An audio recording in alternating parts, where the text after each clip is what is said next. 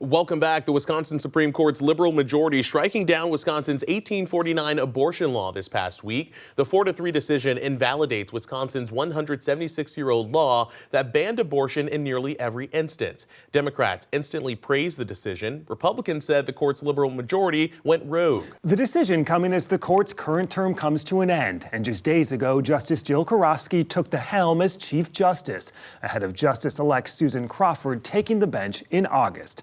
Former Justice Janine Geske is watching the court's actions closely. She joins us now. Justice, good to see you. Nice to be here. Thank you. Let's start with this abortion decision. I'm just curious, were you surprised by anything we saw in that, and what is your main takeaway? No, I wasn't surprised. And, even though people think that people were voting up or down on abortion, it was really an analysis of a statute that was enacted in 1849 and the question of whether it was still in effect today. And basically, the majority found that there'd been all this other statutes enacted by the legislature through the last 50 years, including the 20-week ban, other kinds of conditions that basically overruled that statute. And so they found that statute was no longer in effect. So, I know philosophically people think people were writing pro-choice or pro-life, but it really was a statutory analysis case. You mentioned that this is being an analysis of that statute. Do you think that the ruling that we saw was only possible because of the court's ideological makeup? No, I don't. I mean, obviously that has underpinnings, but I really think that, for me, because if you were going to put me in the middle of all this, that I read the decision, I read the dissent, and the decision is based on a very careful analysis of how you interpret a statute. And I think it was a valid decision.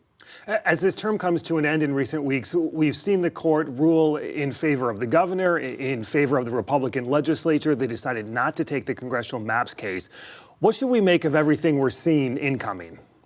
Well, I think what's most remarkable about this year are the number of unanimous opinions that came out of this court of what could have been controversial decisions.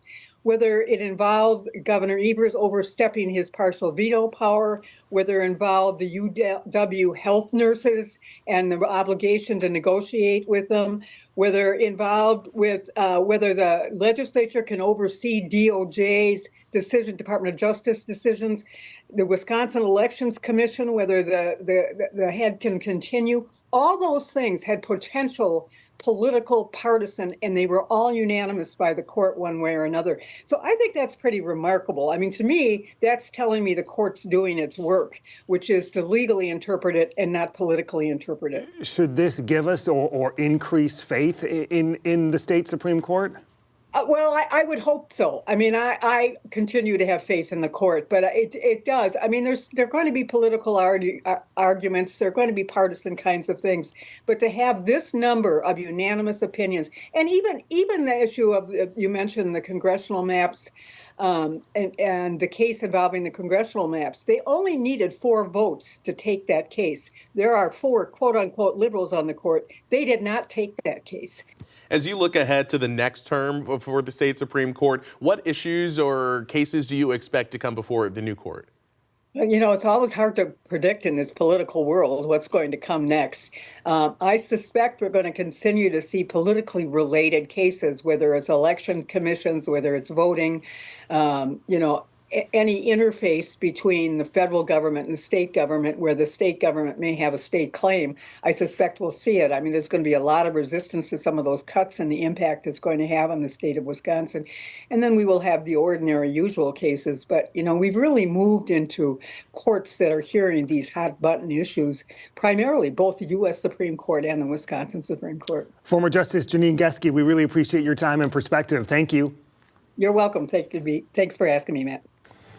Up next, honoring Officer Corder.